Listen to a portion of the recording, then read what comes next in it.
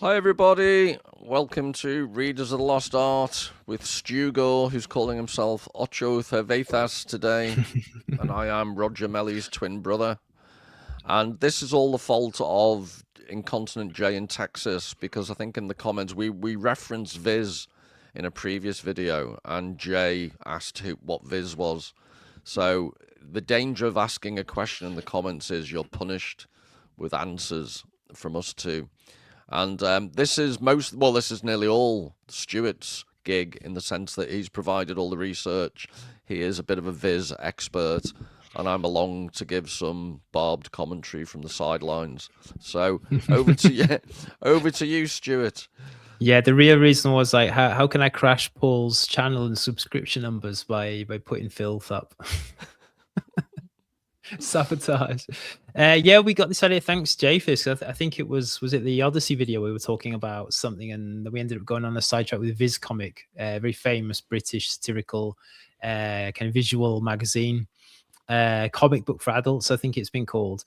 And this isn't it, by the way. This is not it. Yeah. This is obviously that in Britain we have the comic tradition, the satirical kind of political tradition, and I think this is actually quite an apt image. This was the image you provided, Paul, but yeah. I think it is really Britain coming apart at the seams at the moment. Literally with all the debacle, with potentially another prime minister. I think we'll be like 10 prime ministers in a decade, something crazy like that. Yeah, it feels like Guatemala, or no disrespect to Guatemala, but I'm guessing they have quite a good turnover. I was going to say, yeah, but we wouldn't be a banana republic, will we? Because we don't grow bananas. What's the equivalent? Potato republic? Potato, that'll be Ireland, though, wouldn't it? Yeah, but that's Ireland haven't got monopoly on potatoes. I suppose so. Yeah. All right, what is Britain's main export? We might get onto humour, because I'd argue it's one of the last things we've got left. That's where we're going today. Yeah. This is what a pathetic country we've become. What do we actually produce? Nothing.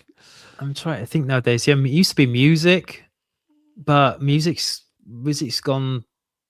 Yeah. What is even is British music nowadays? I mean, look at the Eurovision entry this year. I'd rather not, thanks. Yeah. What I mean, this is what we're doing now, Paul, is an example of the hallmark of British humour is self-depreciation, isn't it? Yeah, it's self-deprecation, I'd even say. Self-deprecation. Self-depreciation is when you put yourself on sale on eBay at a reduced cost. Self-deprecation. You tosser. Yeah, I went to comprehensive school, so I can't. To be fair to you, you got most of the right letters in mostly the right order, and just tried to sell the wrong word. Absolutely, to the unsuspecting public. But you're not getting away on my watch, matey. No, too good for that. But yeah, I would say British humour is still it's still hanging on by a skin of its teeth, really, isn't it? Well, it's like the Blitz, without sounding too much of a boomer. It's what have you got left? It's in the absolute abyss of despair and despond. All you've got left. It's like I've always liked. Is it in Milton, the Slough of Despond, or is it Bunyan? That's the Slough of Despond always makes me giggle, because Slough, the place, is the most despondent place on earth. I know Slough meant something different in those days, but I think it's a beautiful phrase, the Slough of Despond. It's a town in the south of England as well, isn't it? That's what I'm referring to. Yeah, but who was it? Was it there was famous. I've forgotten that. My mind has gone. There's a British poet who talks about Slough being bombed. Who was it? It'll come to me, because I am seriously names. I can't remember names. That's the thing. I can't remember what I had for breakfast, but I also can't remember names. I can remember whole quotes. But if there's any doctors in the chat, is there a specific form of basic, senile dementia that only applies to names? Because I've got it. We'll have to find out for you, Paul. I think for me, the key hallmark of British humour is this self-deprecating. Jasper Carrott, remember the British comedian Jasper Carrott? I don't think he does too much nowadays. So he might be dead, God knows. It's been a while, but I saw an interview with him quite a few years ago, and he said he on his very first tour in America, when he was trying to get into the American stand-up scene, he just kept bombing every night after night. He'd stand up, get a few laughs, booed off stage, heckled.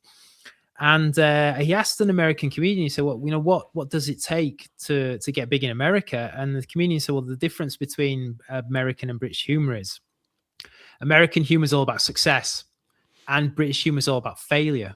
It's almost like a celebration or an acceptance of failure. And I really think that kind of hit home.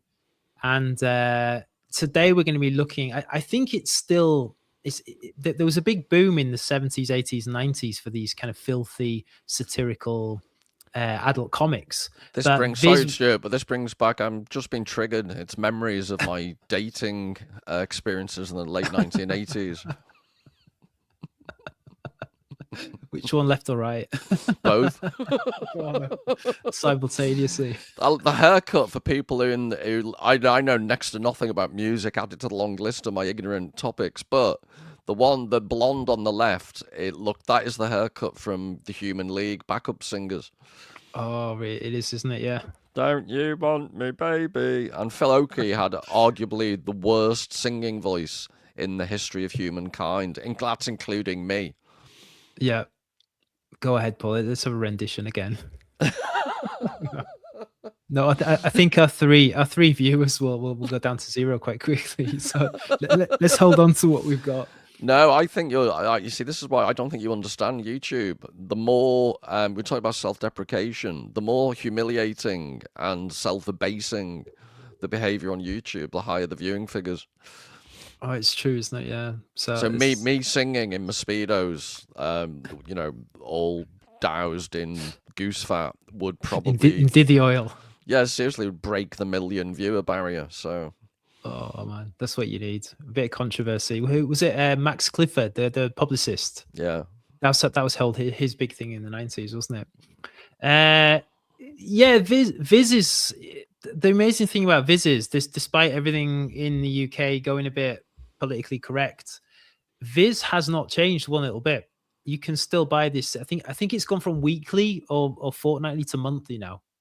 But this is something that you can still buy in any British supermarket. Any British can I share with you while this image is on? I was working at University of Salford back in the day, and I would never forget we had some visitors from, I think it was Italy. So I'm in a black cab going through Stockport, and I think I was taking them like either to the train station or somewhere, and it was like a Friday or Thursday night, very late. And the pubs were letting out, and I'd never forget to my dying day the look on the faces of these Italians, because my experience of Italian public behavior, or at least it used to be, it's very self-possessed, and they're obsessed about image and what they look like. Absolutely, yeah. And in the streets of Stockport, we stopped at some traffic lights, and there were people banging on the taxi with pizza in their hand, just mumbling incoherently. And these Italians were like, what are these people? Why are they in public? And I was thinking, that's an average, Thursday night. Yeah, that's your average big fat slags. No, seriously, but it was like Sodom and Gomorrah. And the one thing I find, I don't mean to be body shamist or anything, because who am I to speak? I no longer have the body of an Adonis. But there is this thing about when there were certain styles, so thongs came into fashion. Yeah. And what I do love about the British sensibility is women who were absolutely Darwinistically not suited to wearing a thong saw it as their birthright and proceeded to wear them. Yeah, and thou shalt wear thou thong. Yeah, seriously. It really is. Yeah. I'm sure Leviticus had a phrase that forbade it, but they did it. And abomination. Yeah, and it was just like cellulite or anything that was inappropriate to be shown. It's my body, I'll have it out there. Yeah. And part of me finds it shocking, and part of me thinks maybe that's Britain's last export to the world, a complete lack of self-awareness, self-shame, whatever you want to call it. It's both at the same time. Have you seen that new it's like a new trend on YouTube. I think in the UK they call them auditors, YouTube auditors. Oh yeah. And they're basically people go around with GoPro cameras into town centres. I mean, I think it started out as like town centres on a night out, but I think the UK has become so dystopian now that you can go out in the town centre during the day. I was watching one guy yesterday. He was out in Glasgow during the day, and it was like gangs of feral teenagers attacking each other in the street, police arresting people on every corner, and it was just insane. But if you watch some of these videos, a traditional British night out on the lash, we say, on the booze or the sauce, you will see characters like the Viz, big ladies here. You will see people urinating, fornicating, deprecating. Lord in the street. Mandelson even had a bit of outside urination. Lord Mandelson, yeah. Even our politicians love to relieve themselves in the street. It's carnivalesque. It's pure chaos, and I think it represents Britain quite nicely. And I think this is probably why the Viz comic has stuck around so long and become a bit of a tradition. Even in the times of declining print media sales, I think it really is a British institution. It's lowbrow, it's crude, it's disgusting, it's violent, it's obscenity beyond what you would see in many other countries. And it's absolutely brilliant. But at the same time, this lowbrow humor, I think, has a very kind of highbrow tradition behind it that makes it all the more special. Yeah, I'm ignorant in this area, Stuart, but like Charlie Hebdo, would I be wrong in saying somewhere like France has a tradition of quite cruel political satire? But I don't think, for example, the French would ever have this type of... Again, a personal memory, I was in a motorway service station as a young kid, and I remember watching a French guy watching a telly mounted on a wall, having one of these horrible machine coffees just to have a rest from driving. And he's looking up at the TV, and it was Benny Hill, and he was laughing hysterically. And I was about 12, and I thought, what a childish sense of humor you've got, mate. Yeah. So there's something about Viz for me is cruel, scabrous, scatological, but also there's a knowing adult intellect behind it at the same time. It's quite paradoxical. Yeah, I think, and that's another hallmark of British comedy. It's multi-layered, densely layered at times. I think it's very class conscious as well. There's a comic very similar in Spain called El Jueves, and there's a tradition in Spain of political satire. I mean, even going back to the Franco times, there was some political satire allowed, but it's much more safe. I think you mentioned the word cruelty, that there's that cruel kind of, brutal mocking aspect of Viz. It's like no punches held sort of thing, which in the Spanish equivalent, you kind of lack that. There still needs to maintain an integrity of the person that you're mocking, so you can mock them gently. You can maybe mock their political beliefs, but you can't mock their physical appearance. And the Viz really kind of relishes itself on mocking the physical appearance of British people and British society from all strata of life. It's from the top to the bottom. Viz does not hold back. Again, you see, I'm not an expert in international filth, but in terms of British filth, you could argue quite pretentiously that the roots if they go back, who knows how far. But for example, I'm thinking of Chaucer. Yeah, there's a I remember I did The Merchant's Tale at A level, and I'll never forget. There's a line: so the blind merchant's in the lower, standing at the bottom of a tree, and his young nubile wife's up in the higher branches having it off with a bow. And she says, we're just cuddling. And he says words to the effect of, cuddling, ye all gat in it went. And there's loads of the crudity in Chaucer. And Chaucer's, one of the first literary major figures in British culture. Yeah, it's not subtle, is it? It's not, wink, wink, we're all in the joke. It's just like, here is the phallus, here is the rectum, here is the pissing in the street, no holds barred. And yeah, it's very unique. I think it's interesting to talk very briefly just about the history of humor and philosophy, because I've always thought of philosophy as being a little bit kind of scared of the concept of humor. For such a important part of human experience, philosophy hasn't typically known how to place humor, and I think even to this day, there's not that many philosophers who've actually tried to engage in like with what humor actually is. So I know you're doing a lot of videos on the Odyssey. We've done a couple together with James as well, talking about the Christopher Nolan film, and that's got you into the Odyssey and kind of Greek. Would you say the Odyssey's tragedy? It's epic Yeah, because it all ends with positive, in a way, revenge without. There's no tragedy for the goodies, so you couldn't call it tragedy. it's not a full tragedy. No, it's epic. It's Yeah, obviously tragic for the victims, but the way the whole Odyssey is portrayed is the victims had what was coming and they were warned in advance, so no punishment is too great for them. yeah. So it's kind of outside of the tragedy and comedy scale in Greek theatre. Yeah. It's interesting because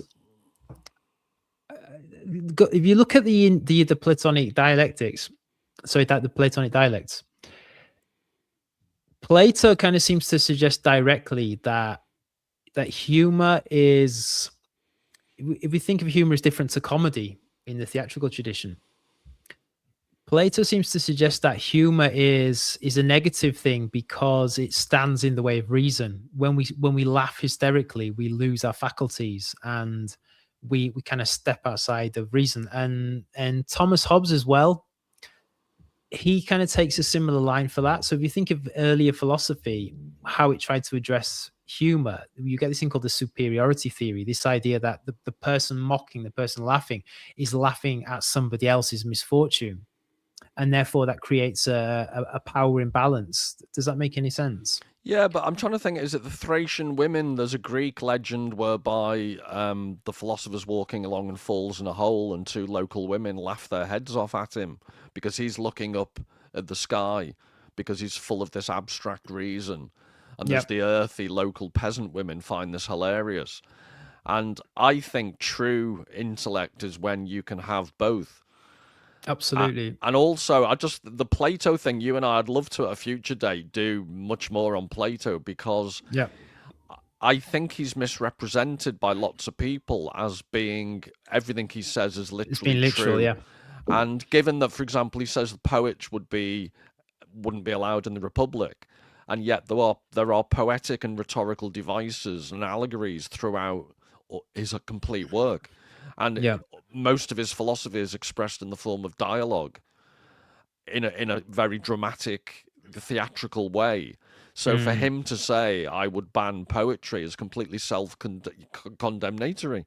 So Yeah. I think Plato's much more nuanced, layered, and was having a bit of laugh on the side. And Yeah. there's rather po-faced Western later interpreters haven't got Plato's humour. I would agree with that to some extent. I would also say I think Socrates himself in the dialects at times comes across as like a comedy figure, a very ironic comedy figure. And if you take Diogenes as well, I mean Diogenes is a progenitor to the sort of humor we see in Viz. Very very crude, very kind of bodily kind of sense of humor that seems to suggest. But again, it's hard to really kind of say with certainty because obviously we're reading a culture 2,000, 3,000 years ago from our modern day sensibilities. So it's interesting, isn't it? I would agree with you partly that I think Plato is misread. Well, I'm doing a video on it's going to be called, it's linked to the series on the Odyssey, but it's called Imagine No Religion, and it's based upon a book by that title, which actually says it argues it brilliantly. When we use the word religion to explain what was going on in ancient times, they had no conception of what we know by the word religion. Exactly. And there's this human tendency to, when you look back in time, you impose your own categories. And that's what I think we do with Plato. There's an act of translation. And I've been thinking a lot about this because maybe the Viz type stuff is the thing that maintains over the millennia. It's this cathartic release of laughter. And it always struck me that why I think humor works, when you try to analyze it, if you analyze a good joke, it stops being funny. That's another aspect of it. But I've always thought that humor is based upon the incommensurability of two different things. Yeah. And it's designed to puncture appearances, and it's designed to puncture the reasoned status quo. And I think that's what's wonderful about humor, this idea that it lasts over the centuries and it doesn't ultimately. The first caveman, we might have discussed this, the first caveman probably laughed at another caveman stubbing his toe on a rock. Yeah. There's a Or pratfall. farting by the campfire. Yeah, they probably sat around the campfire lighting their own farts. Well, you may say that, Stuart. I couldn't possibly comment. But if only we had the time machine.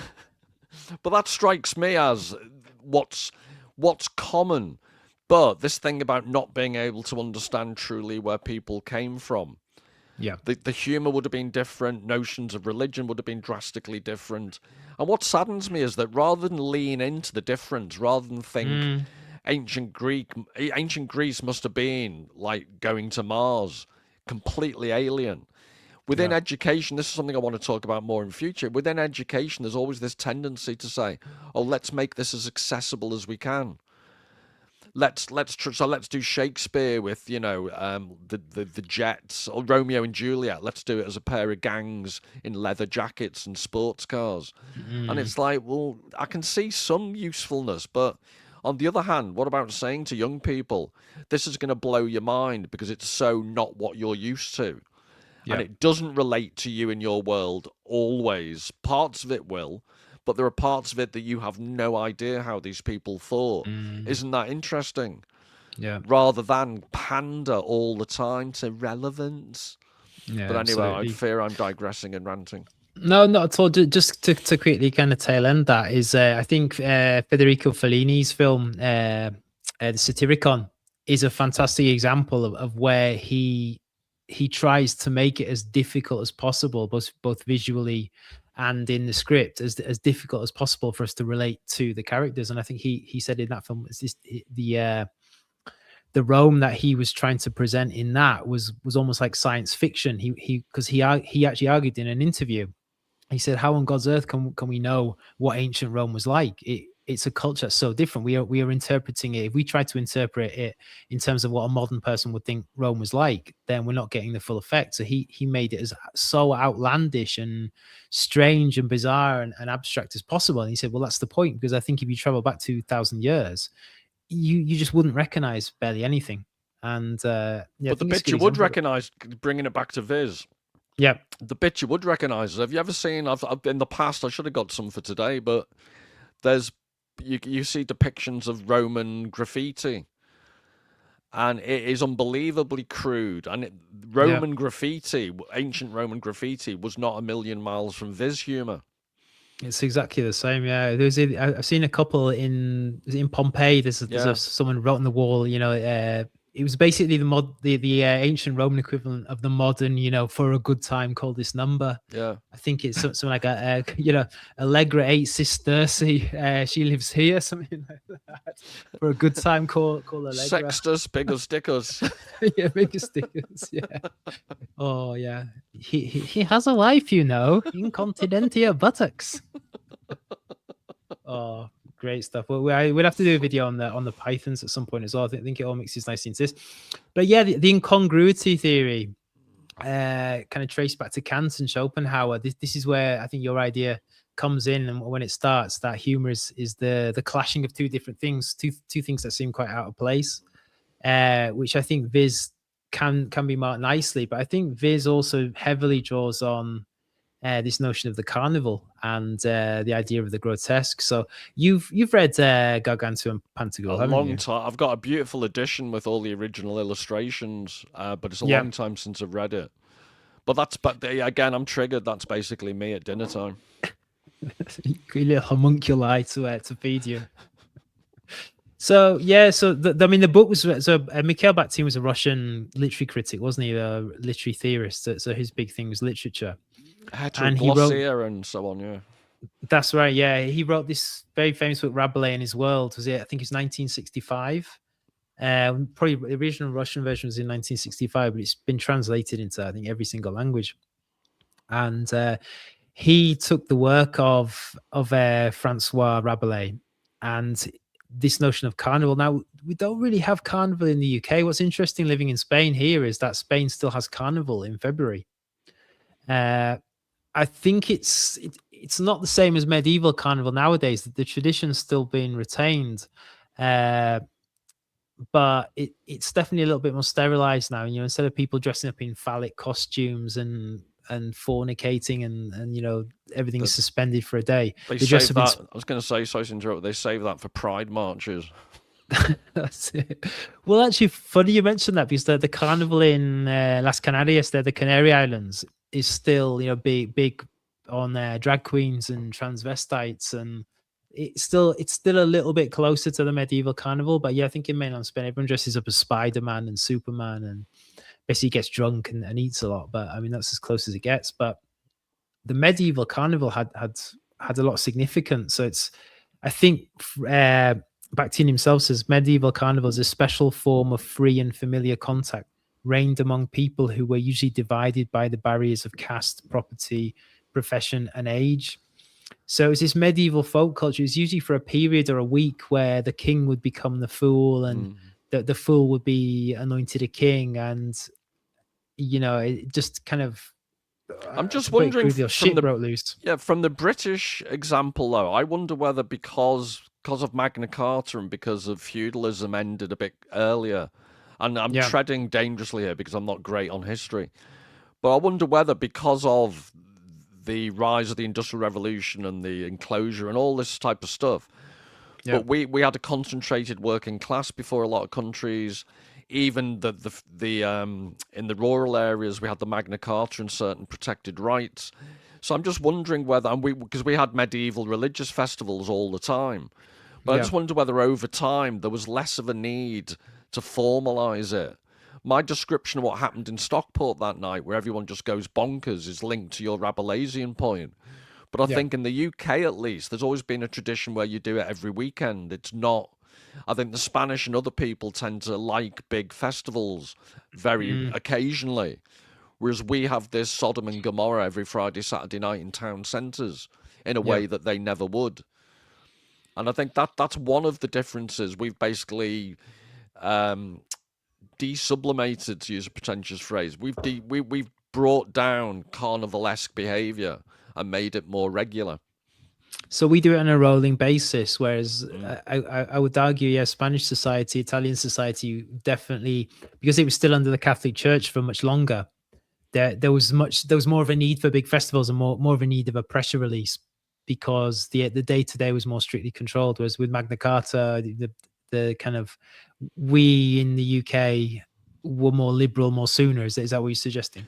Yeah, and there's also, it might not sound directly linked, but I think it is. There's an apocryphal story where the Duke of Wellington was walking amongst the troops before the Battle of Trafalgar. Yeah. Sorry, Waterloo. Trafalgar was on water and would have been slightly different to walk on water. That would have made him Jesus. Anyway, the Waterloo. And he's walking around and he famously observed to his adjutant, he said, I don't know about the French, but they scare the bejesus out of me. Because it was this lumpen proletariat ahead of its time. The absolute thuggery that was the backbone of the empire. Basically, you could send these louts who were like football hooligans, but there was an immense reservoir of football hooligan type violence that you could inflict on the rest of the world. Basically, and it's a part of our heritage as, that there'll be some bloodline in the UK that's from the Vikings and that raider like the beer. I do think there's a weird, like, the Celtic people tend to be, from my Irish background, very boozy and will fight at the drop of a hat. Mix that with a bit of Viking blood, and we were a genetic petri dish for aggressive drunk behaviour. Yeah, and the Anglo-Saxons as well. I'll throw them in. No, I completely, and the Scots as well. I mean, they were pretty much known for, well, they're the Celts, pretty much known for a bit of the old ultra violence. What's interesting I find about Bakhtin, which is very relevant to Viz, is this kind of idea of the lower body. If you think of the upper body as reason and sanity, whereas the carnival focus being on the lower body, feces, urinating, fornicating, copulating. Bakhtin argued that in Rabelais, this is the I think it's the substratum, the lower stratum he calls it. This is often denigrated, but during carnival is a celebration that this is the reproductive organ, fornicating, defecating. You defecate onto the ground, fertilize the ground, and this brings new life. So carnival, he was actually arguing that the lower body, which is repressed in day to day, is super important. It's like where life comes from. It's regenerative. It's renewing. So I guess it's just an arty-farty way of using theory to kind of justify the scatological humor in Viz to some extent. But I definitely think there's something there to it. Sorry, Jimbo's kicking off in the comments saying we're not responding to him. So Oh, is he just wasting his time? You answer that one, Stuart. I tend to be more confrontational. we can answer it. Let's go through some questions. Yeah, Plato does include jokes. Yeah, I think we covered that. We said that. Yeah, Plato's probably been misread by po-faced academics. Yeah, Henri Bergson. I want to cover that in a separate video. It's actually Freud wrote an essay on humor, and Bergson wrote an essay on humor, and I think there's enough material there. There's enough difference in what we're talking about today. With Adorno wrote an essay on cartoons, but yeah, we can't cover everything immediately all the time at once. Now, yeah, we'll try our best, but anyhow, swiftly moving on. Yeah, so British satire. I think there's the medieval marginalia, flying fallacies. You know, these were like religious monks. They would draw these obscene drawings and cartoons. Have you seen the film Superbad, Paul? No, but I'm just slightly bemused and nonplussed by my body double on a medieval manuscript. So yeah, it does look a bit like you. That shut you up. right in the pole. Oh man, I'm gonna start corpsing you. So I thought I'll try and do this as straight laced as possible, but I think by the end of it, we're just gonna be in floods. Yeah, so medieval marginalia. Lots of examples in British medieval manuscripts of fallacies, people farting, people bearing arses at each other, which is probably kind of a bit like a release valve for monks. But then we go up to the British political satire with people like James Cruikshank, William Hogarth, which you will know from your channel, Paul. These are legitimate artists. These are Hogarth works in the British Museum and National Gallery and all sorts of stuff. Punch magazine was probably the first, or at least it's the most famous. We moved from engravings and wood prints to physical magazine. We've got Monty Python. I think Terry Gilliam, his animation really draws heavily on the grotesque. Up to modern day political comics and the Viz, which we're going to go on to. But this is something in British culture that's been around for quite a long time. Now, I think we can do separate videos on these because I want to get through and start kind of doing a detailed analysis of the Viz. But Hogarth, he was born in 1697, died 1764, and he was arguably the first kind of the modern style of satirist. And this is 6, I think it's wood prints. I think he did them as paintings first, and then they're reproduced as wood prints. But it's called A Harlot's Progress. It's about a pretty young girl who moves to London, and in the very first scene, she's told by a lady, if you're a prostitute, you can make a lot of money. And it basically works through her life, working as a courtesan, and she ends up working on the street, and then she dies of venereal disease. What things about Hogarth I want to point out at this point is there was a moral dimension to Hogarth. There was a class aspect in the sense that he was talking down to the lower class from a position of kind of bourgeois acceptability, and he was in the grotesque images that he produced. He was trying to make a moral point, which as we get onto the Viz, that moral dimension basically disappears, and we can't really in Viz we can't really kind of find the political center, I would argue. Yeah, except I push back slightly in the sense that I do think Viz is very good for puncturing the mass media's. The mass media has a certain way of talking, a certain mode of discourse, a certain what goes without saying, Roland Barthes would call it. So there's an ideology in the mainstream media, even when it's pretending not to be ideological. And I think Viz makes fun of that and undermines it. And so in the for topicality at the moment, Britain's political system is imploding. But one of the reasons everyone feels so viscerally angry is you've got just like this technocrat at the top who's had a charismaectomy. And it's not about it's not about, but this is the interesting point. It's not about left versus right. So I always use the example, I don't agree with Jeremy Corbyn's politics whatsoever. But I never, ever had any feelings of animosity or visceral dislike for him, because I always figured he thinks differently, but he sincerely holds these views. And he clearly states his principles all the time. Yep. So I don't think many people in Britain, there'll be some, old unregenerated rightists who don't like Corbyn at a visceral level. But I think it's perfectly possible to profoundly disagree with someone's politics. Increasingly less today, unfortunately. But why people hate Starmer is that he is a technocrat. He's soulless, and he's only about power for its own sake, more than even most politicians. Yeah, and I think what does he believe? Yeah, and Viz just makes fun of that whole self-righteousness, the whole normality of a society that tries to hide the things it doesn't want to talk about. So the fat slags, the whole northern culture element. I was hearing a political discussion on the radio all about the current machinations in Labour, and a couple of Times reporters were speaking to a northern person, and they tried to tell him that such and such might Angela Rayner might be a genuine candidate, and he just said, "You're talking rubbish. I go back to Stockport, which is her area, every weekend, and they hate her." Yeah, and you could tell just momentarily these commentators were nonplussed, because someone who actually knew what they were talking about working class culture was giving them the unvarnished truth. And so many people would look at Viz and say, this is misogynistic, it's this, it's that. But whatever you say about it, there's also a large kernel of truth to it. That's what makes it funny. Yeah, exactly. It wouldn't be funny if it was science fiction nonsense. Exactly, yeah. And they say what shouldn't be said, what can't be said, and they say, no, we're going to say it. Yeah.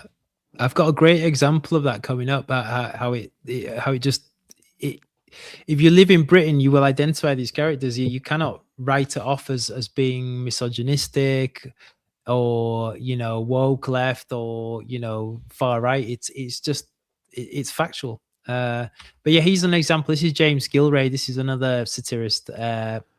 He was a big fan of Hogarth, and he was kind of the next generation, so to speak. And his images just gave me more grotesque. You hear a lady with her special cannon firing at a palace with someone's arse firing shit back at her. And it's the scatological humor was there, 200 years ago. Especially since this is against the royal family. Exactly, yeah. Which of its time you would think would be, verboten. And I use the word verboten deliberately, because most of our royal family are actually German. Exactly, yeah. There's an interesting story about this one. I'll cover this on a separate video, but the story was, it was basically like a lady of society, but of slight ill repute. She'd forged some love letters to try and, get married into the royal family or something like that. So that's how I got married. Is that how you forged love letters? Yeah. Chat GPT'd. So yeah, we're going to move on to Viz now. So this crude humor it's accepted in Britain. It's part of the artistic culture. I mean, the Tate Britain did a exhibition that I went to in 2010, basically celebrating all things rude, crude, and Britannic. So it's it's legitimate stuff. So we're gonna we'll cut past on. We're gonna get through to the Viz now. Paul, are you ready to laugh your ass off? Yes. So what's it? You mentioned it before, Northern Humor and the interview with Angela Rayner. What's interesting about the Viz is it was started in 1979 in Newcastle. So I think Chris Donald he was a guy who dropped out of university after I think a couple of months, and it was him and his unemployed friends basically created. I think they're called zines nowadays, aren't they? Kind of self-published zines, maybe. Tomato. Zine Unsight. He was no Zine Unshite.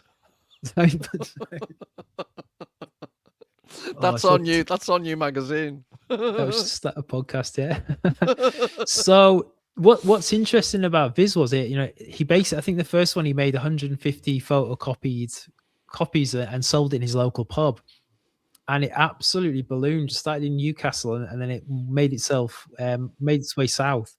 And at one point in the 90s, it was actually the third most popular magazine in the UK, ahead of the Radio Times, and I think it was the TV Times. I'm not joking.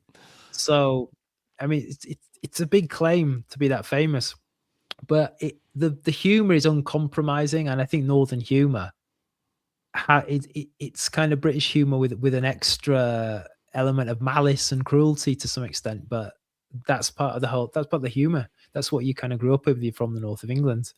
It copied the DC Thompson comics of the time. So the Beano is actually, I think it's in the Guinness Book of Records for longest running weekly comic or something like that. Was that published in Dundee or something? I have that in the back of my mind. It was, yeah. It was published up in Dundee, and the Viz actually did the rip of it. The Viz, when it started, actually would take Beano characters and do like obscene versions of it. And DC Thompson actually took them to court a few times. so Viz got taken to court for copyright. So what Viz did was, we'll look at it in a second. Viz did a comic of DC Thompson as a grumpy Scottish guy walking around the town kind of complaining about copyright, and then we'll see it in a second. But yeah, the Beano's still going in it, and it's the style of this kind of post-war, kids comic, which in itself was quite subversive humor, but it's like a double subversion with scatological humor. So and it also lampoons the British press, the tabloid press as well, with some sections. So Daily Star, would you say, Paul? I always thought the Daily Star has been a bit left-leaning. Slightly, but I think all tabloids are basically lobotomized, apolitically, not a lot going on upstairs. Well, my college media studies tutor, he basically said he thought the Star is like comics for builders, and the Daily Mail is comics for middle managers. I think that from memory, that was what he. And the Guardian is a humorless comic for leftists. I don't know where the Guardian is nowadays. The Guardian's I would say the Guardian is the wokerati tofu eating toilet paper of choice. But anyway, should we get onto some Viz then? Yeah. What do you want to go first? I was already going to make. You can make a crude comment about that subtitle, but no. Let's get into some images. So I need to do. What I'm going to do is I'm going to share the screen. If I share my screen, while you're doing that, Stuart, do you notice how cleverly I fix my drooping camera syndrome? I noticed. What did you chewing gum? No, I've got a pencil box wedged underneath. It was either that or digital Viagra, and I chose to use an old-fashioned pencil box. Sounds good. Right. Well, look at that. What's that effect called in computers when you go on to infinity? Well, I don't know. In art, it's a mise on a beam. Mise on a beam. We're going to bring it the mise on a beam. Now, Paul, you're going to disappear slightly while I bring these up, because I'm going to try and bring them up on full screen. So I think we just go first into the misogyny. What do you think? Yeah, go on. Can you see? Horrible, fat, ugly. It's the Raji wife. No. This is where we start corpsing and have to call it off early. So for our North American viewers, Raji in Newcastlese basically means angry. So if you're a Raji, you're basically someone who gets pissed off all the time. Yeah, so Paul Raji Taylor would be a perfect middle name for me. You are the perfect Raji, yeah. So it starts off, I mean, just even straight away, there's graffiti on the wall here. We've got boobs, we've got tits just drawn on the wall. We've got dog shit on the floor. Buy stuff now. We've got a critique of capitalism there. Someone looks like they're having a piss against the wall here, just in that single frame where we've got so much going on about British society. So next frame, I'm going to try to do a Geordie accent. I really fancy a fucking foursome to eat me.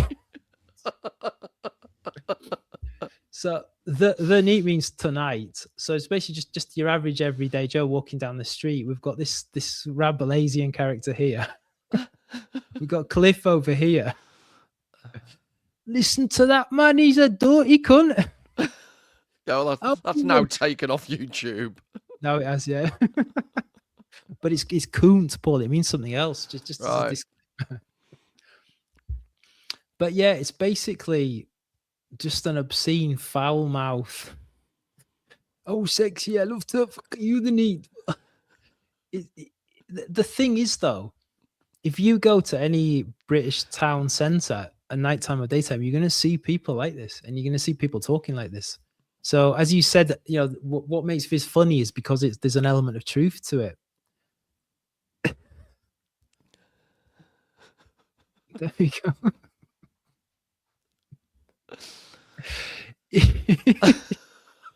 It's so obscene. I mean, there's no holds barred, is there, in Viz? So to speak. Yeah. Would you like to comment on that, Paul? I'll just keep making innuendos. You'll keep making over your here. endos. Now, one of the famous characters, I think, right? He was in Viz quite early on there. Sid the Sexist. Now, this is, I think the byline was Tyneside Silver-Tongued Cavalier. So yeah, it's basically just a sexist guy, and every strip is him trying to basically get lucky with a girl. So he pulls out all these silly chat up lines. He just has no concept of women's rights or anything like that. He always fails in the end. I mean, going back to this idea that British comedy draws heavily on failure. I think Sid the Sexist works in double ways. I mean, if you lived in the north of England in the 80s and 90s, then there were people like this. You know, sexism was quite common. Homophobia was quite common. Where I grew up, it was I think it was just the standard. So people would have had parents, people would have had dads who basically were Sid the Sexist. So he is like the average kind of everyman, but at the same time, yeah, he never succeeds. There's always something that happens to him that he fails. For balance, have you got any militant? Militant's coming soon, and there's good. the balance. Yay. So yeah, this is kind of what's interesting about Viz is we have a strip that's basically criticizing a sexist misogynist, but then on the next page we're going to have someone that's criticizing radical feminism. And what is interesting about Viz is it really gets into the whole notion of hypocrisy, and it has this kind of burning, kind of vermin dislike for hypocrisy. So I think in this strip, do you know, sorry to interrupt, do you know when this particular issue was roughly when it was published? I don't know this one. I mean, judging by the paper quality, it's probably one of the 80s. That's what I was thinking, because in those terms, given militant is basically a radical lesbian version of the extreme wokeism now. Yeah. So this really was documenting what is now commonplace when this was still unusual. Yeah. But going back to the politics of it, Paul, militant was it was Liverpool. It was radical Labour in Liverpool. It was, yeah. And then it was Kinnock. I think Kinnock came in and there was a battle. I can't remember the exact details. I remember distinctly. It was, what's his name? Oh God, it's names again. But there was a famous Labour Party conference where Kinnock, Michael Foot. Derek Hatton, Degsy was the deputy leader in Liverpool, and he sat there in a Labour Party conference, and militant were expelled from the Labour Party, and it was all a big hoo-ha. Yeah. But it was basically far left within an already quite left-wing Labour Party at the time. Quite leftist at the time. So when Jeremy Corbyn, bringing it up to the modern day, when Jeremy Corbyn came in, there was all talk about militant again, or Corbyn is militant 2.0 and things like that. So, I mean, the essential kind of brunt of the sketch is she's so over the top misanthropic. She's so like to a point, like irritatingly so. She actually kind of by the end is, you know, she's complaining, oh, you know, sexism, blah blah blah, misogyny. But then by the end of the sketch, it's like, you know, women's refuge, no men, male exclusion. So it's showing the hypocrisy of her position. Like she herself is a very prejudiced person. Yeah, in that sense, if you put it, that's why I said the balance. You get this, you get Sid the sexist, but what Yep. Viz was actually good at, it's your point, it addressed hypocrisy as a whole. Yep. And all of these but this is just so far ahead of its time, because what you have nowadays is ideology that is, in its very essence, hypocritical, excludes from reflection so many issues that are just too uncomfortable to confront. Yeah. And on it goes. Yeah, exactly. So yeah, this is a Sid the Sexist sketch. So it's basically, it shows his naivety. Like even some of the characters have darker traits. Like there's some kind of relatability to them. So in this sketch, yeah, Sid the Sexist, go back to the crude Rabelaisian humor. He's basically got some venereal disease. And they're talking, go and get your knob checked at the doctors and stuff like that. And he's so worried, he's so insecure himself. His sexism kind of hides this insecurity. He's like, I don't want to go to the doctors because, what if there's a female doctor? They'll laugh at me. They'll laugh at my penis, kind of thing. So his mates say, "Oh, it's not like that nowadays, Sid. Don't worry about it. It's good. Doctors nowadays, confidentiality, blah blah blah." But then when he goes to the doctors. So yeah, it's so cruel, but it's just you see him at the end. Yeah, this is why I won't go to the doctors. I don't want to get laughed at. And then yeah, the infamous fat slags.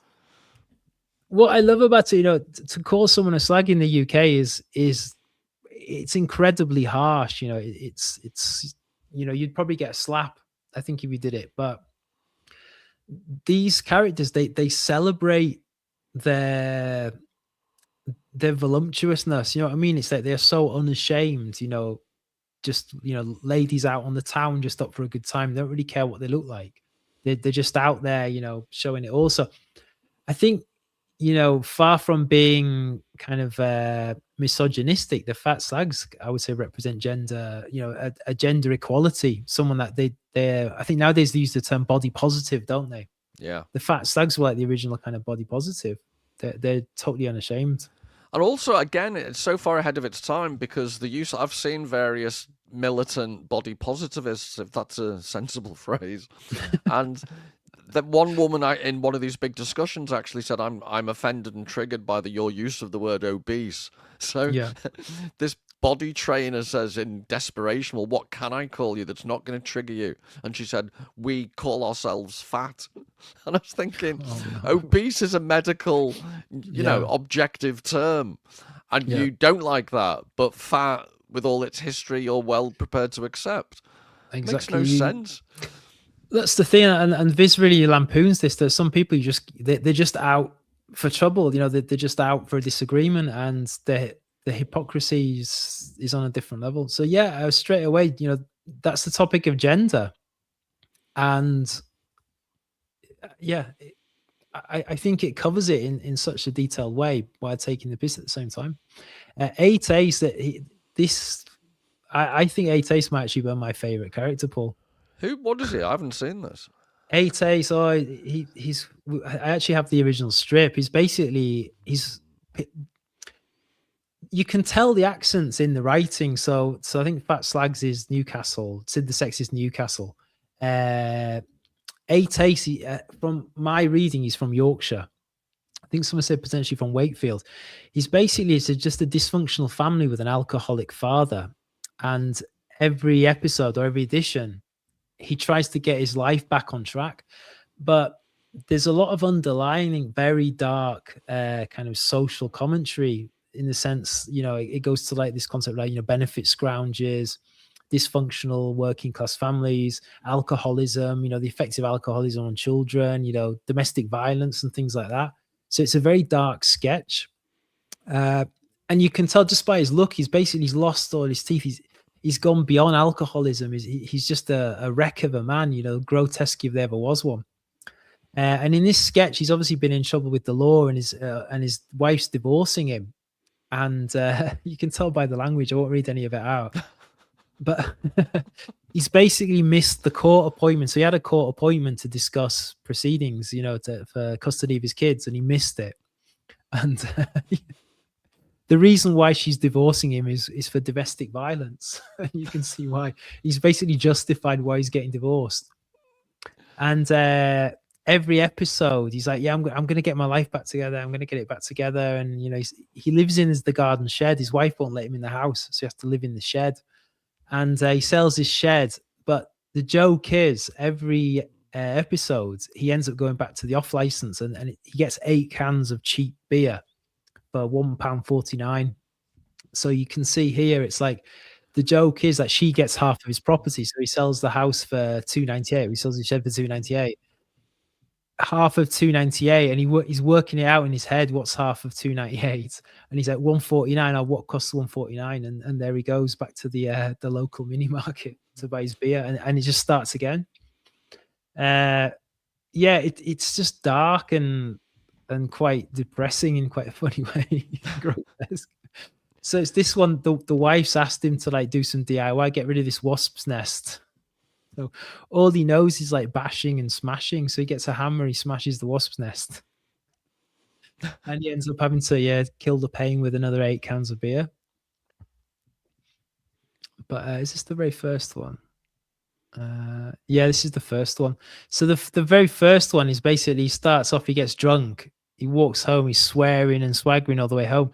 Gets home, his wife's locked him out, so he's bashing on the door. Let me in.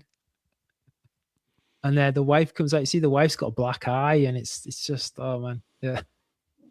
But I grew up around people like this, not in my family, but in my hometown. That there was people that looked like this, those people that acted like this, those people talked like this. So when I first got into Viz at the eligible age of probably about 10 or 11 years old, I was like, what's this? You know, is this graduating from the Beano? This is a comic about my hometown. And there's the Rabelaisian, like the carnival, bare bodily fluids. Smashes on the door. He wakes up in the morning. Oh, what happens? What happens? And then back straight to the pub, more race. So, the joys of alcoholism. Yeah, it just reminds me, there's a Rolo, to pretensify it a bit, if I'm making up a new word now, but there's a Rollo May, was a psychotherapist, psychoanalyst type figure back in the last century and middle of it, and he wrote I'm going to use it on the channel in the near future, but he wrote an article about basically the psychotherapeutic benefits of myth, the Greek myths. And part of it is, I think he mentions, who would it be? Aeschylus wrote this trilogy, and it's all about Agamemnon being murdered by his wife, and the dysfunctionality, and the son having to get revenge. So there's a stifling family dynamic going on, and Rollo May makes the point, if you could imagine being in ancient Greece, a young adolescent watching this theatre, and you're seeing played out on stage all your hormonal imbalances, all your psychological disturbances, in your darkest moments when everyone's wanted to... Am I sharing too much? Everyone's wanted to kill their parents. But just all this dysfunctionality. Yeah. And Rollo May's saying that's what Greek tragic theatre managed to encapsulate. And it must have been, but it's this release. You're sat there watching it thinking, I'm not alone in the world. This isn't as abnormal as I thought it was. And just the practical benefit of seeing it acted out stops you having to obsess about it. Yeah, because it's all normal. Yeah, and the flip side of that is comics like Viz represent the seedy underside of the lumpen proletariat that we're all supposed to pretend doesn't exist. And you're not allowed to say it because you're being prejudicial to a certain demographic. And you could apply this to lots of demographics in society. You're not allowed to say certain things. So in Liverpool, there's a reputation for stealing. And I could actually do an hour lecture on one of the practical reasons, because it was a port and because of various socioeconomic issues. If things are coming into a port, it's like, you get opportunities to steal you wouldn't if there wasn't a port in your area. And a whole, informal barter system springs up. So there's a whole culture that led Liverpool people to having, light-fingered tendencies. But if you say that, Scousers are thieving so-and-sos, I can say it because I'm from there. But so many people, you can't say that. Well, actually, there is an element. I remember going to Madrid, ironically, on a school trip. Yeah. And we basically went into a shop, and it was like a biblical plague of locusts. It was just the shop was bare when we left. Oh man. And that was, we were 17. Yeah. And that's why the Spanish hate the British. No, seriously, I'll never forget. we got the plane home from Madrid airport, and I turned to my left, and one of my schoolmates had a life-size cardboard cutout of Diego Maradona under his arm, arguing about whether he could take it on as a carry-on. Because Diego Maradona was sponsored by McDonald's at the time. This is in about 84, I think. So he'd stolen the life-size Diego Maradona from outside of McDonald's. And we're walking down the street, and it was just like, this was an educational... compulsive theft, yeah. Yeah, this was an educational exchange, and it was an exchange in the sense we learned a bit of Spanish, and the Spanish learned that we were thieving sods. Yeah. Well, it's interesting because you're saying Viz, it shines a spotlight on the dark stratum, but to show the flip side of that, it shines a spotlight on celebrity as well. Now, Russell Brand's been in trouble lately, hasn't he? I think it's all coming out. To put it mildly. Yeah, I think he's a pretty nasty individual. He's found obviously, Jesus. Yeah. That's convenient, isn't it? Exactly, yeah. I tend to find I get my most religious when I'm nearest to being charged on multiple counts for various misdemeanors. Exactly. Just saying, it's a complete coincidence. I have total faith in his faith. Absolutely. This one's from the 90s, so this is when he was big on TV. And yeah, I mean, he was an insufferable twonk back then. And it's just so blatant, Russell Brand's voyage up his own nether region. And it's done in such a straight-faced way. It's done in the style of a Beano comic. It's like, oh, look, and God says, you have to go up your own bumhole to on a quest, and it gets down to the end, and he admits, no thanks, I think I've had enough of being completely on my own arse. But it's like the fact they've got a whole comic out of this, it's like, but again, it's incredibly predictive, isn't it? It's easy to look at this. They knew now. He was a bad one. Yeah, it's easy to look at this now and say, oh, well, they're just describing what they were saying. But no, because Russell Brand was this cultural hero, and it's only now that he's gone through all these accusations. Yeah, he was very Savilesque, because he was one of these characters who'd use innuendo and wink, wink, look at what I'm going to do to her tonight, kind of thing. And it was at a time when that kind of humor was a big thing, but at the same time, it's like it kind of foreshadowed. Is like, was it humor, or was he really just being himself, a bit like Jimmy Savile? Yeah, but also it's interesting. I think Russell Brand's interesting because it goes to, we've been talking about Viz as a northern sense of humor. Yeah, I think it stands in direct opposition. Russell Brand and is it Russell Howard in the UK? Yeah, very there's London-esque. there's a certain London centric, and maybe it's because London now is such a melting cultural pot that it doesn't have its own identity. But I'm not being mean. Like Russell Howard or people, I could watch a whole hour of them and not even raise a smile, because it's like watching someone in therapy trying to claim it's humorous. It's all personal. I can talk all personal anecdotes and as if anyone gives a toss. And I think there's a certain northern tradition as well, whereby you have to have material. There has to be a punchline. You have to set the joke up. Yeah. And I'm throwing in a curveball because we haven't compared any of this because we've got a few North American viewers. So it's very mean of us not to make references to North American humor. But have you seen Anthony Jeselnik? No. Oh, Stuart, you have to watch it. Stand up or I was going to say the British. Can you get to the comments just to see whether there's anyone who can respond? Sorry to be a pain. That's okay. Jesus comes to those most in need of him, apparently. I think we definitely need Jesus right now. Well, I think you're mispronouncing it. It's Jesus. That's Jesus. Someone's put that. Yeah, Alex has put that ass is not mutilated.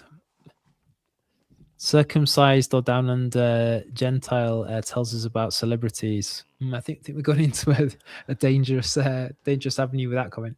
No, but what I was going to mention was, I think the stereotypical British attitude to American humor, it's quite supercilious. We tend to look down on American humor, Yeah, and some of that is justified. So, for example, what are you doing? I'm trying to bring up my. There we go. Can you see it now? Yep. Yeah, but that's a bit distracting because then people are going to be looking at that, not listening to us. I'm not going to be listening to you. Should we just remove that for a sec? There we go. Yeah, carry on. Can you get the comments on the screen? Because then they can. I'm trying to put it up. There we go. Thank you, Jimbo. But right, the contrast between American humor and British humor. So the go-to reference, part of it's justified. I think there is. We were talking about it off camera. There's an upbeat aspect of American culture that you don't get in British culture. And the negativity of British culture, I think, gives us an unfair advantage in the comedy stakes because, as I mentioned, when the first caveman saw the other caveman stub his toe, I'd argue, and this is a personal point of view, but I'd argue that humor at its core is cruel. And it's possible to have non-cruel humor. I'm not denying that. And maybe it's just my personality. But I personally believe that humor is ultimately cruel. It has to be at someone else's expense to be truly funny. Yeah. So the example I give is I couldn't believe I got in an argument on a different channel with people in the comments because they were saying the US version of The Office was better than the British one. And what I found interesting about that was the British version of The Office. It's a great example. Yeah, even that the quality of the filming, it was dark and dank, and the American version was much better lit. Yeah, higher production. The people had proper teeth and weren't, it looked like the third stage of tertiary syphilis. No polyester suits and no. Whereas in the cold UK, coffee. In the UK version, there were genuinely ugly people. Whereas in the US version, there just aren't. And I'm not saying the US version was atrocious. It wasn't that bad, but it didn't compare. It's like chalk and cheese. Ricky Gervais in the original allowed himself to look into the abyss. Yeah. He really did. And it's really bugging me. That poet who referred to Slough being bombed, I think it's actually referred to in the British version of The Office. Yeah. But anyway. No, it's interesting you mentioned that because that's actually quite a good example of what you said in some of the Odyssey videos, that the Odyssey is referring back to deeper Greek myths that a Greek audience would have picked up. Whereas The Office is referring back to British humor, the history of British humor within itself. Does that make any sense? Yeah, I'm wondering whether it's John Betjeman. I'm sorry, I'm now autistically just thinking, is it John Betjeman? We'll find out. Jay's put a comment. Hey, Jay, how are we doing? Jay's put an interesting comment. I actually had this down in my notes. I'm going to bring it on the screen. So Jay's over in Texas. Fawlty Towers is the best comedy of all time. It'd be interesting, Jay, if you can put in the comments what you find funny about Fawlty Towers, because I was reading an article that American audiences, I don't want to preempt you too much, but American audiences found the slapstick element funny, whereas actually Fawlty Towers, it's funny because it shows the class striatum in the UK or in England at the time. And the joke was more of a little man who thought he was lord of his castle to some extent. But it'd be interesting to see what you found funny about it, Jay. What do you think, Paul? Well, I'll give you another anecdote, it's about the cruelty. I was in Scotland in Edinburgh, so this again must have been late 80s maybe, and the World Cup was on. Yeah. And Scotland were playing Germany, so there were some Germans in the bar. And there were 3 or 4, it was bizarre concatenation of events, but in 3 or 4 separate incidents, there were really bad head clashes. And the Scottish and German players clashed heads. And they did a replay, and you saw how bad the gash on his head was. And all the British people instinctively went, oof. And all the Germans were laughing uproariously. So, his head. No, seriously, it was like, ha ha ha ha. And then bashed the head. Yeah. Then they showed the camera panned, and he had a big bandage, and they laughed even more. Yeah. And cruelty for British people, I think, is more Greek tragedy type.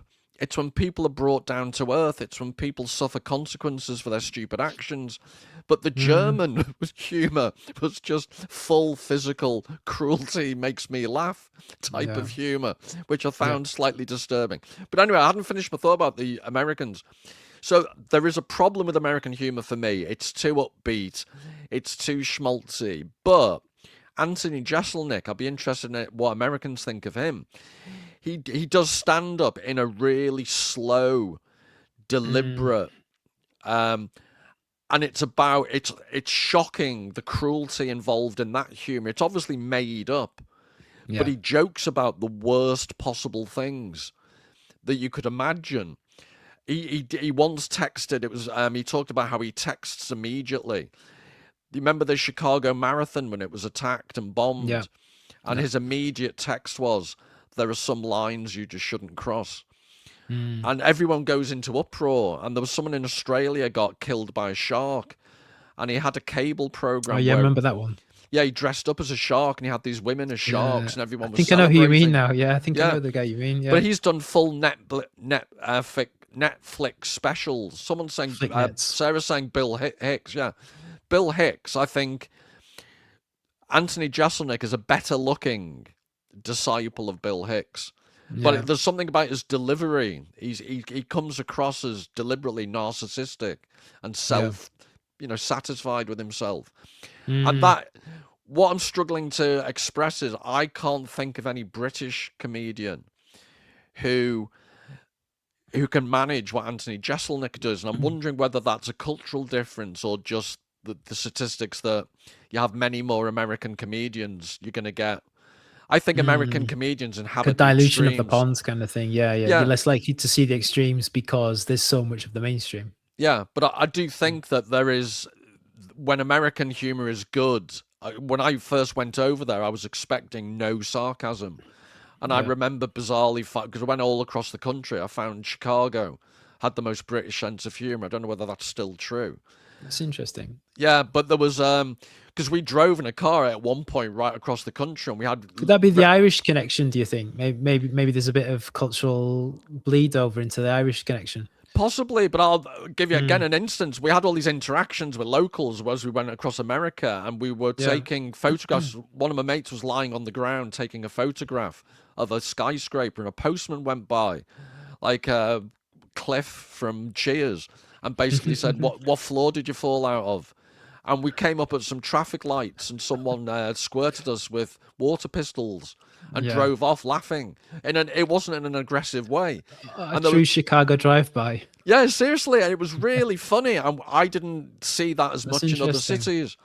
Yeah. But I wonder what the humour likes in Texas. Yeah, Jay said, so it was the slapstick that got him in.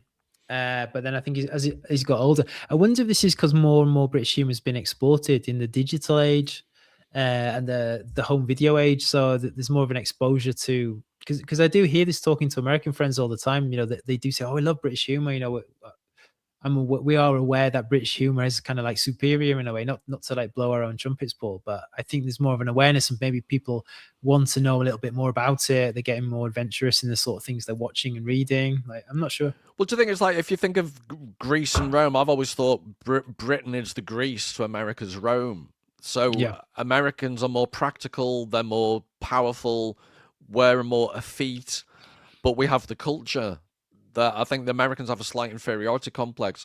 Our inferiority is we're just crap now, but at least we have the heritage. Americans are all powerful with zero heritage. Yeah. And Jay can do what he wants on his compound in Texas, but you can't make up heritage. It's not something you invent. It's earned over history. Yeah. So go on.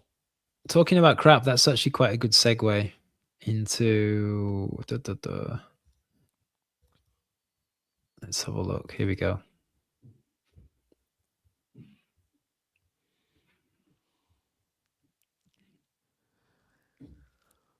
Don't forget, Stu, someone mentioned in the comments Reggie Perrin. I wouldn't mind a quick chat about that when we have time. Oh, we'll have a chat about Reggie Perrin as well. Yeah, we'll do Reggie Perry next. Actually, that'd be quite fun to talk about. So yeah, well, you've got the comics in Viz there, the cartoons, but then you also have the lampooning of the media. These like bizarre, strange stories that kind of lampoon the British tabloids, but they're done in like a serious way, and there's always kind of a scatological element to them, and they're always very surreal. I always kind of like in these bits, a bit like Vic Reeves and Bob Mortimer. I think this is kind of their sort of humor, like straight-faced surrealism.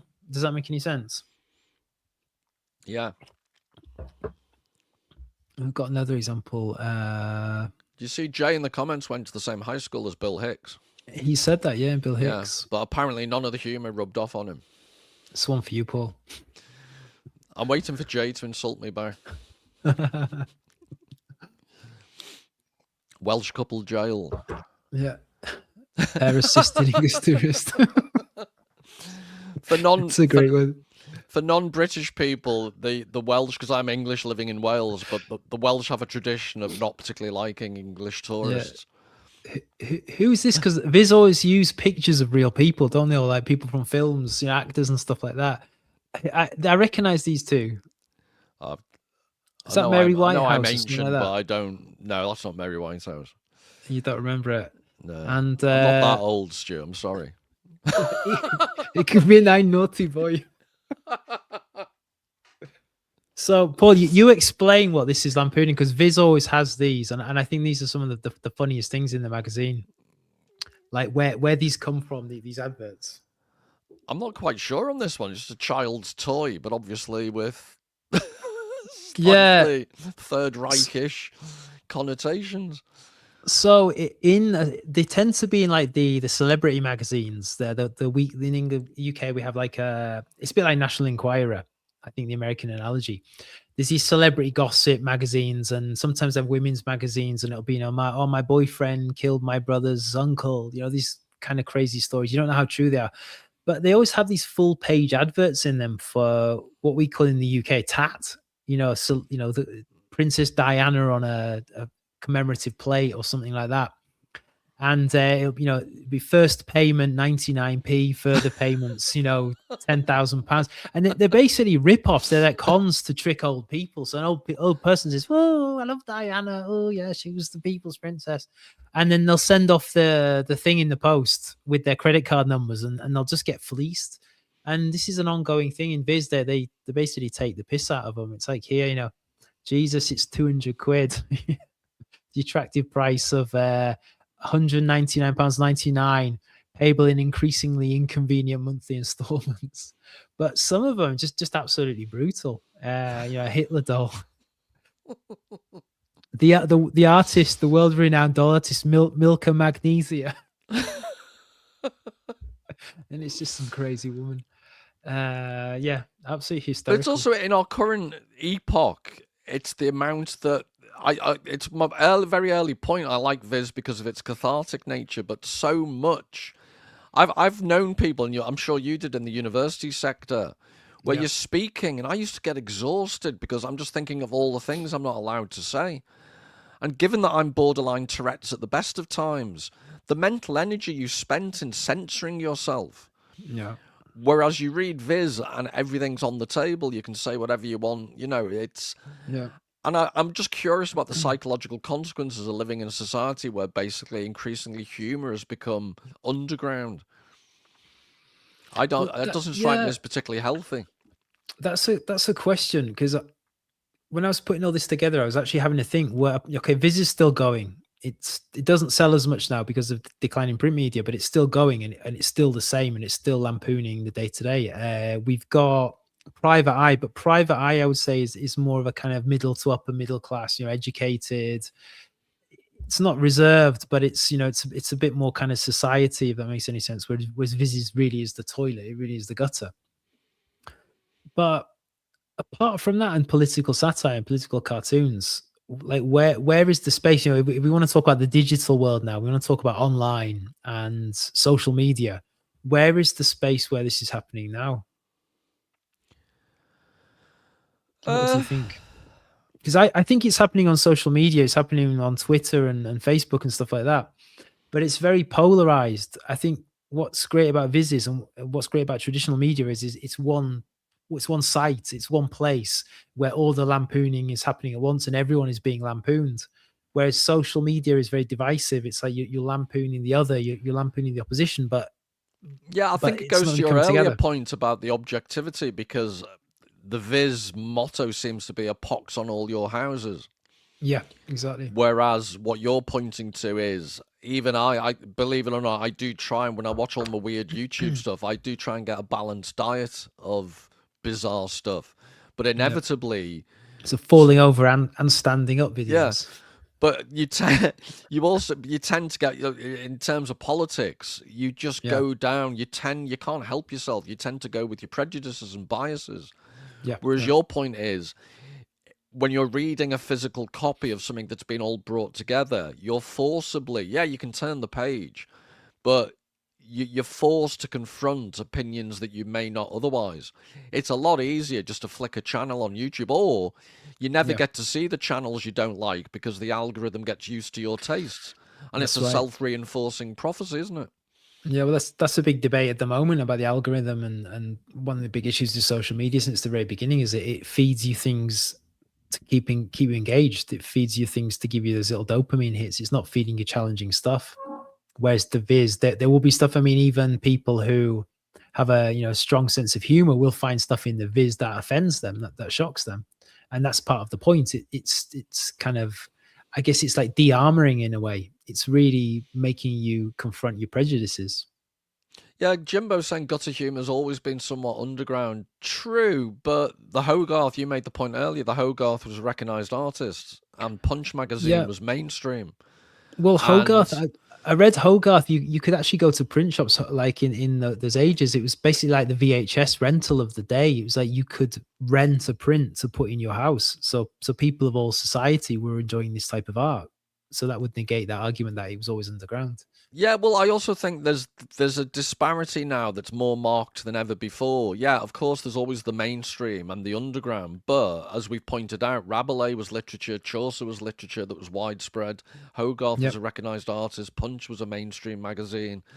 The scatological and the scabrous has always been at least partially part of the mainstream until now, when Yeah. it's gone on to not even underground sites, but social media, as you point out, or YouTube. There's a counter narrative to the dominant, and maybe this is why the legacy media is slowly dying by 1,000 cuts. Mm. But I worry for the health of a society, whether it's in your Western society, whereby the disjuncture between what's officially allowed to be said. It reminds me of the old Soviet Union. Mm. There's the official Pravda position, and there's what people actually think. And that's now currently playing out in the UK in the political scene.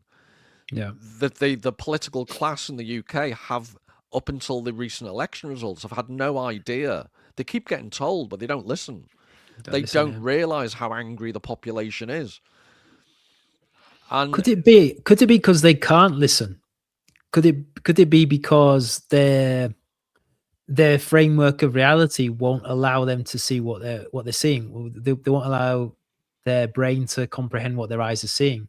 it's the bubble. They live in a Yeah. technocratic bubble. And it's your point, though. When it was at its best, legacy media forced everyone in. The bubble was much bigger because everyone was forced to see things they may not agree with. Yeah. Now, especially with younger people, you can go through your whole life only ever watching stuff you're predisposed to agree with. Yeah. And that worries me. And the whole where it relates to Viz is, A, they tended to insult absolutely everyone. So your own little, sacred cows would be ruined. And there doesn't seem to be a particular topic off limits. And I'm not massively in favour of, unadulterated, uncontrolled crudity, but there is a quality Why? to it. Because I'm ultimately a prude. But there is an aspect of it that is anti-establishment and needs protecting, and this constant desire to censor everything is what I think Viz, because it's so crude and because it's so puerile, people sometimes fail to see its bigger significance, what it's actually safeguarding. Yeah, absolutely. I would say going back to legacy media, I mean, growing up in the 80s and 90s, there was a lot more space on television. If we put the print media aside for a sec, there's almost space on television for this kind of subversive humor. I mean, even in the BBC, you know, you had people like Chris Morris, Armando Iannucci. You had like the young ones, comic strip, bottom. You know, all these TV shows that couldn't get made nowadays, but they were on TV. They were on the BBC. You know, obviously late at night. And in the 90s, you had Channel 4. They did a programming block on Fridays and Saturday night called Four Later. You had Eurotrash, which was, you know, it's basically smut, wink, wink, kind of smut. Chris Morris did Jam, which was probably one of the most craziest comedy shows that he's ever done. It's very aggressive, like bizarre, surreal humor. And then afterwards, you'd have, you know, softcore porn and all sorts of weird stuff on. But I've done in a, you know, I say arguably intellectual, as intellectual as you could make stuff like that. I'm sorry if it's not directly relevant, but do you ever remember the late night discussion program Channel 4 did for a while? Yeah, what was it called? I do remember there's a couple of on ITV as well. After hours or something, I've forgotten. Yeah, but another one you mean. For those not familiar with the UK scene, it's one of the truly, I saw it live. It was this late night program, and the premise was it was a panel to discuss politics, and there was a drinks trolley, and people just sat on these sofas, and they deliberately got people from diametrically opposed areas of culture. And the idea was the conversation finished when the actual participants got bored. So it said, for example, arguably it started, I don't know, say it started about midnight or 11:30 or something. Yeah, it was very late. It sometimes went on till 4 or 5, or theoretically it could finish at 2 or 1. And one night, it's one of the funniest things I've ever seen. Oliver Reed was on, and they had a female feminist academic.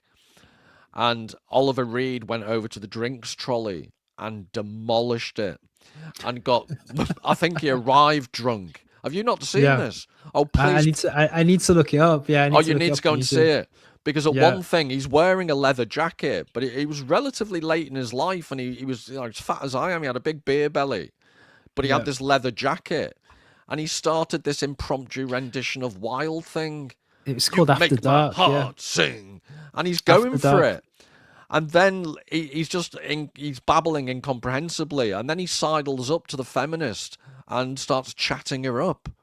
Kate Millett, yeah, I've seen the video. Oliver Reed gets sloshed and irks feminist Kate Millett on After Dark. No, and that made me think that was like a bit like Viz as a discussion program, and Sid the Sexist as Oliver Reed. Yeah, it was priceless television. But that was the zeitgeist at the time, because you went through the 80s. I think Thatcher was elected in May 79, and the first issue of Viz, it was either November. I think maybe they formed in November 79, and the first issue was published in December 79, or the other way around. That was the time. It was a time of kind of, you know, dialectical opposition in the UK for 10 years, and the humor that came out was very biting, was very satirical, and I feel the 80s was the birth of it all, and it really it carried through into the 90s. But then you hit the 2000s, and I can vividly remember the 2000s. Everything just, you know, it tanked a little bit. Well, my theory on that would be being banned. I would call it affluenza. I think the problem is, if you look at the history of great art, it tends to be produced in violent or poor places of the world. So in Latin America, you know, the great magic realism revolution in literature, they were all pretty dysfunctional countries, very poor, constant strife. Garcia Marquez, those type of people, Allende. The whole of magic realism, Cortázar, there was a whole birth in the 70s and 80s of Latin American literature. Like you've pointed out, Britain's humour was at its darkest and best during moments of social strife. And then you get to the 2000s, everyone's got loads of money, everyone's got a 4x4.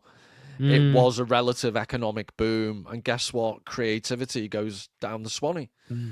That might be a good way to close things, Paul. I mean, we're now in another, well, I mean, you are, I'm not, but I escaped. We're now in a point in the UK where I think times are getting hard for people. So do you think it could be an opportunity for a kind of re-emergence of subversive humor, or or do you think this wouldn't be allowed in today's climate?